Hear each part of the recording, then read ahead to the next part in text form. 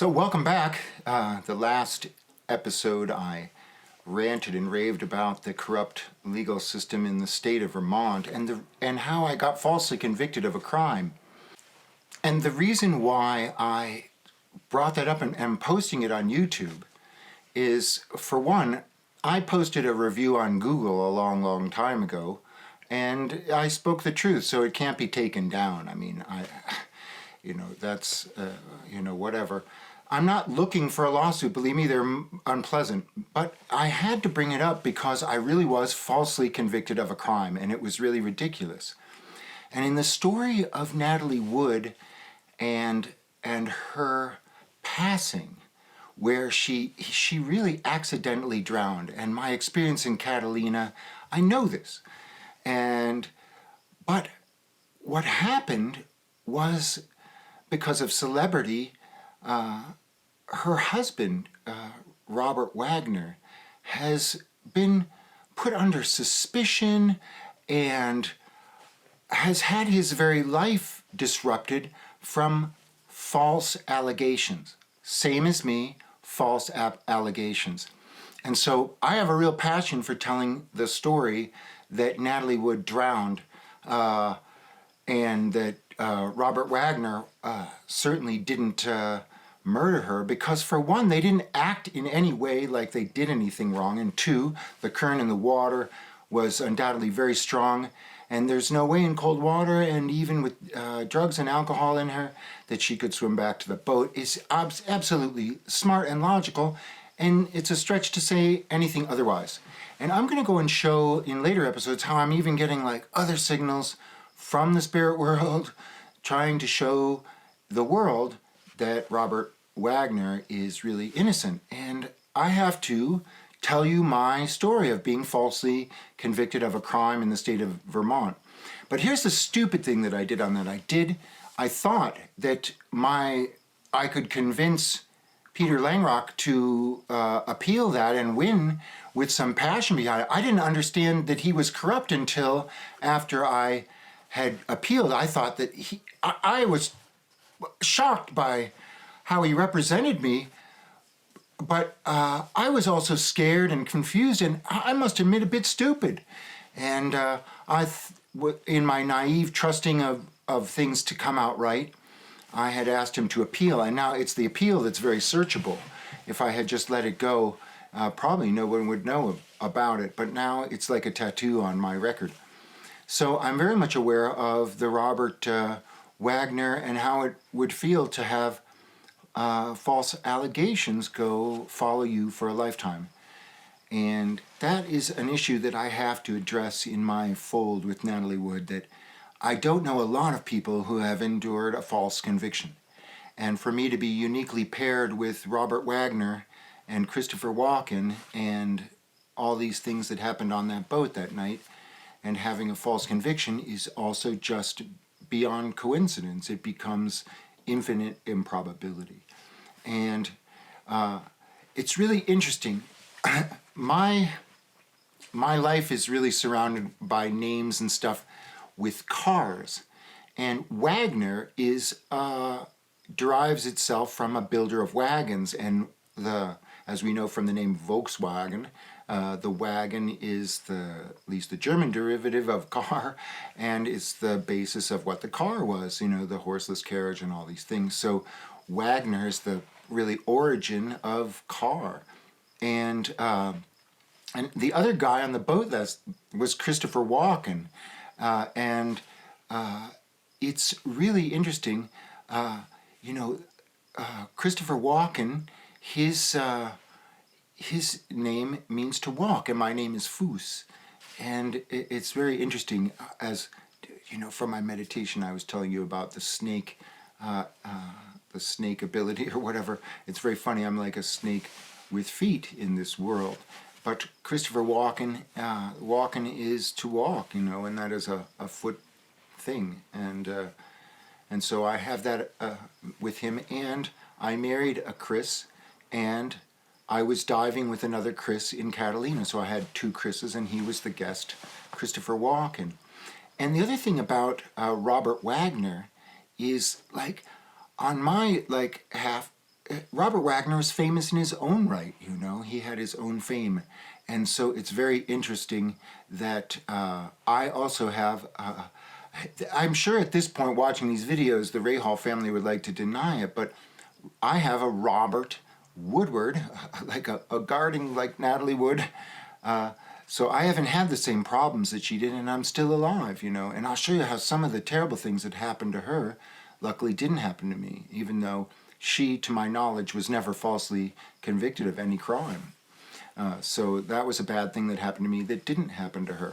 But I have, my famous person is Robert Woodward Rahal, and Robert is also that name. And I'll flash up on the screen what Robert means, because it's also very interesting. I believe it's like fame. It's incredible. And so we both have a close affinity. Mine is my neighbor who is the first. I was a witness to the Indy 500 in 1986, and my father, being a pilot, he flew Mrs. Rahal back to Glen Ellen with us after the race, and I sat across from Bobby's mother after he won the Indy 500. And it was the most incredible experience, because they always talk about people literally being overcome with joy. She was speechless. She would try to talk, and she would be like just gasping at the magnitude of winning the Indy 500 and seeing it with her own eyes. Same with me. I had, for that race, I had incredible seats, and the best one was flying back with Mrs. Rahal afterward. And she is Woodward, Barbara Woodward Rahal also. And so some of the fondest memories of my life have to do with the Rahal family, and I can't escape it. I hope they're not embarrassed. We went to the same school, Dennis and all that, because I do recognize that I have an unbelievable and far out story, and I have one that I really feel compelled to tell. So Natalie Wood and I both have this like connection. Her always very much to famous people, and I've run into a few, but I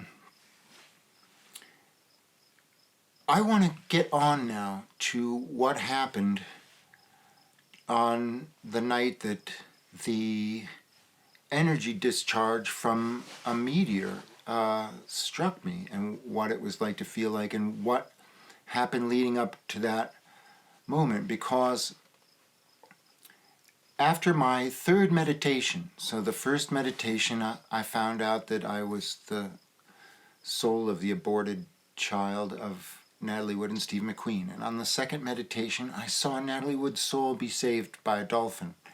And then on the third meditation, I saw myself pass through a spiritual boundary and shelter the Buddha with the fan of the great King Cobra. And after that, I saw a spectral light. And these are real meditations that I had. It's like, memories as clear as anything in my life. And then that brings me to, leading up to the next meditation, I was like unbelievably clear that I was being talked to from the spirit world. These were psychic experiences, and I had not had these in my life other than the voices I had heard a couple times and always questioned, you know. But I could feel a sort of fold in time developing, you know, like it was like there was going to be some sort of huge shift, and that was the energy that I was bringing in to that meditation. But I had been feeling strange vibrations, like down the center of the office I was in, right on this line that I believe the meteor flew, and the way the apartment was situated. And incidentally, the apartment, I was talking about twin numbers and all these things, and even the number 12.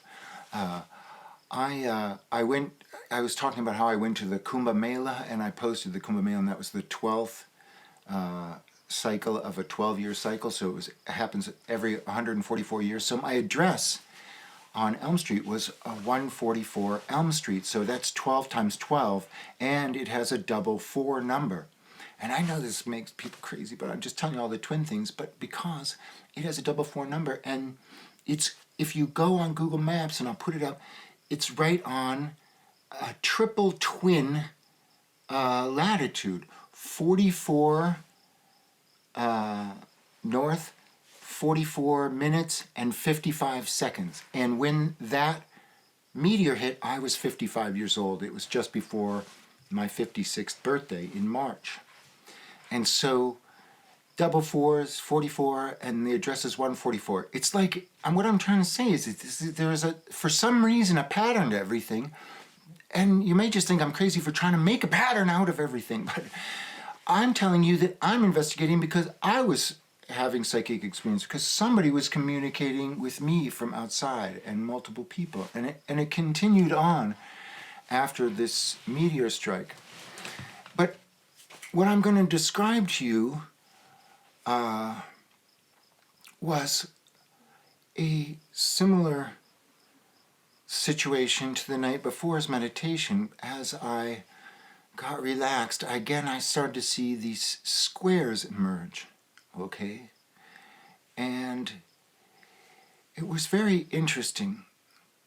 I had late in the night, after I had the Buddha, I had like an apparitional experience with what I told was the ghost of my father. Now, my father's still alive, but if you think of a dimension outside of time, the ghost of my future father could actually come and visit me and not disturb time at all. And so that was the sort of experience that I had. And it was showing me how, look, don't worry about your father's spirit. And they were like showing me how he would ascend. And it was funny. And it took me to the picture I had of Mount Kilimanjaro and just saying, like, you know, here's the energy that will go upward, like from Mount Kilimanjaro. And I was experiencing like the euphoria of my father's soul ascending, you know, to the dimension of the spirit world. That I'll explain how after this meteor hit, I got all sorts of, like, almost like diagrams and explanations of what I was seeing, okay? And that's why I'm on here, to get on with explaining all of these, like, physical things that I want to talk about. But, so on that night, I was now really in a spiritual space, and so as I followed these squares, you know, they were large, they were fairly large and getting big, and I decided what I would do just once. I hear cars in the background. What I would do just once is take my focus away from the squares and move away from that guidance. And as I did that, I felt this huge gravity, like being pulled into the sun. And I was overcome with doubt, okay? And fear. And I looked down and I saw this like demonic kind of face in the sun, okay? This is what came to me. Again, these are images that come up in religion over and over and over again. But this was the theater that I was seeing, and I became fearful that without love to pull us through to this spirit dimension when we pass, or in this psychic experience, that I can be consumed with doubt, and doubt is what holds us to the material world, what holds us down. Doubt and fear and lack of love, because they are the opposite of love. And so I was loving my father very much, because my father was an engineer who set up guidance systems, and as I was pulled down there, the squares widened to find me again, and I oversteered back in the other direction to get back onto the track of following the squares in this sort of visual imagery that came to me. And in my head, I kept hearing a voice saying, "Don't worry, it's foolproof. Don't worry, it's foolproof." Truth, that's what I was hearing. Don't worry, it's foolproof. And then that was being reassured with like this incredible confidence that my father had, saying, "Yeah, I designed it.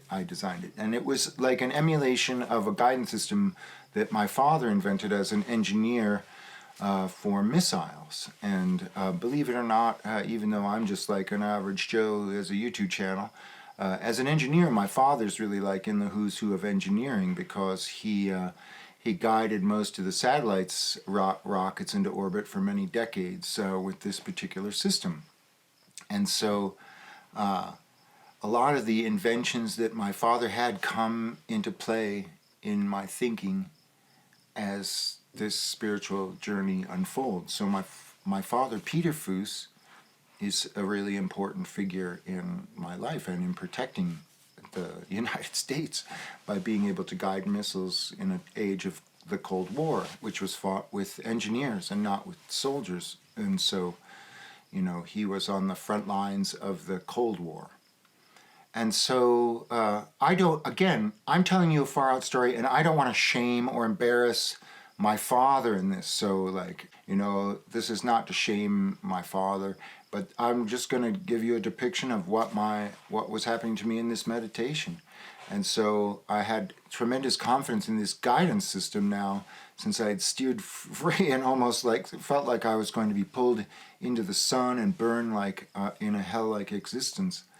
And worried about just the doubt that would cause, and how that was not why I was meditating. But anyway, I wanted to see what it would be like one time, and that's what happened. And then I steered back and I followed now more intently these squares that were closing as I focused in on the point, and it got more and more and more and more and more and more focused down to just a complete concentration. To it seemed as though like a nanospeck, and it was the deepest of meditations that I could be in, as far as just trying to concentrate on a particular point after being guided to that point. And at that, in that element of focus, bang, I am suddenly not like bang, but I'm energized to go through this dimensional barrier. And I believed that I was leaving my body behind for good. And it was wild. In my thoughts, I was okay with death. I was ready to go on. It was interesting. I did not, with what I was experiencing, I just wanted to continue. And it didn't matter to me if I died behind. And it's a strange thought. But what happened to me was, again, not my expectation. I was meditating, expecting to suddenly, at the end of some sort of tunnel or whatever, come in contact with the spirit of Natalie Wood, okay? Or some god or something, that would greet me, And maybe this is a thought implanted by Hollywood or something, I don't know. Or, 2001, he goes down a linear tunnel, And so I was thinking, I'm just going to go on and on. This is, wow, where does this go? But what happened to me was the energy of my body. So down between the quarks and gluons and then all of the subatomic particles, pions, and all these tiny things is energy. And because I have a shape to all of the things in my body, that energy has a shape. And my consciousness is the formation of all the energy in my brain and everything. It took the energy without the mass of my body, and it took me on a distance of an unparalleled, I can't even comprehend it. But instead of going straight out, I did a loop. And it was so visual and clear. And as I looped back around, I saw that the entirety of the universe was in the distance and suspended as a finite being, as René Descartes postulated that it was finite. And I looped back around with great precision, right back into my body. And it was such an incredible experience and so shocking. I opened my eyes and I realized that even though my energy had left the body to do this loop, I was returned in earth, in material time, in universe time, so fast that it didn't disturb any of my living energy. So Planck's constant is, to the negative 34th or something, so it is very possible that this energy actually went into the dimension that I perceived, a dimension without mass, where time and knowledge make souls, and that these souls exist as the the beings created in our lives, our thinking being. And in that dimension, I went an incredible distance and came back around into my body and opened my eyes, and then I was. It was.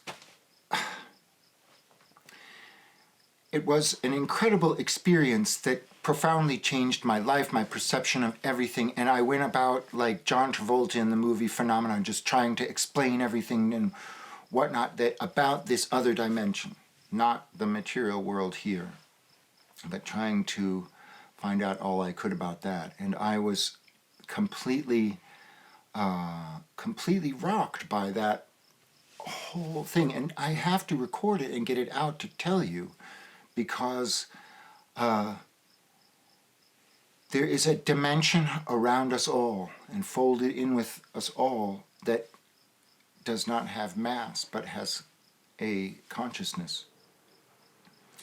And when I go into, future episodes about, how suddenly I became, I actually had to get in the bath. I was using salt baths at the time. I have a bad back and some other ailments and things, and I was using salt baths.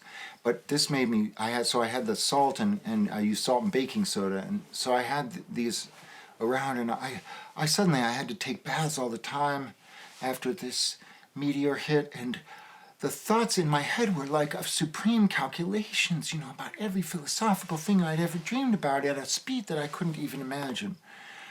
And to say this to somebody, it's like, well, that's really irrelevant, because we don't live like in a world of philosophy. We live in a world of capitalism. And so, I'm just hoping to get, some more, get all my episodes out so I can tell you about, these calculations, because, because I'm posting these on YouTube, I see things like, Carl Sagan and these various, Neil deGrasse Tyson trying to talk about religion and what happens after life, or Michio Kaku and these things. And I want to just point out how flawed the Big Bang theory, really. I mean, it can be exactly as your math says, but without it has design to it. And that's what I'm going to prove in this, is that, I couldn't have been sitting at that exact point on 144 Elm Street on the 4455 north latitude line when a meteor energy passed over and struck me. But for people who say, oh, you just imagine it and all of this stuff, here's an interesting explanation that I got just like today. All right, so I talk about the timing of when I cap on various media. So I went on to go see, if I had gotten more than 3 viewers on some of my videos. And of course, Joe Rogan's got like 1.4 million on a guy talking about DMT. And I was like, okay, I know a friend of mine, he did some DMT and he was talking about how that changed his life. And a lot of it has to do with, a lot of the things he was describing might not be all that dissimilar to what I'm talking about on my loop, where I went out into another dimension and then back around and saw the universe from afar. And I'm going to describe what the universe looks like from afar in a future episode, but it is all of light and time in one, encapsulated. So it's all a light in this medium of this, from the perception of the other dimension, which we can't see. We are within this universe, the material universe. But I was watching Joe Rogan, and they were talking about DMT, and they were talking about how DMT is actually a chemical within the body, and the body emits a very tiny dose, and for it to be effective, it's actually emitted within the brain itself or whatever. And that they were, he was talking about like Neuralink or whatever, could they link up to the DMT and get the body to stimulate DMT to give us this like spiritual experience that we get when we have our DMT stimulated. So if you want to get another like scientific angle to mine where my energy just left my body, okay, if you want to go like a biochemical thing of the meteor, let's say that still by design, that meteor sent a very targeted energy, and why I was aligning to such a perfect spot in that meditation. The way that meditation took me, I was so still and concentrated like I've never been in my life. And when it hit, it is possible that it struck with a pulse of electricity, the DMT emitting center of my brain, and stimulated my brain to have a programmed sort of visual that I saw. So if you don't think my energy actually left my body, which has been my belief from the whole thing, as of today, I had another explanation vis-a-vis Joe Rogan on YouTube. So there's Tom, keep Vermont weird, I guess, is, kind of the theme of these things. And please tune in for some more episodes. I'm going to really go into a lot of these things that led me up to that moment and what I was thinking about after being struck by this energy and taking this loop. It was a loop, and that was a thing that blew me away because I didn't expect to travel such a distance and have such a particular loop-like view. And that's what I'm trying to describe to you, and that's why I'm on here. All right, see you next time. Take care.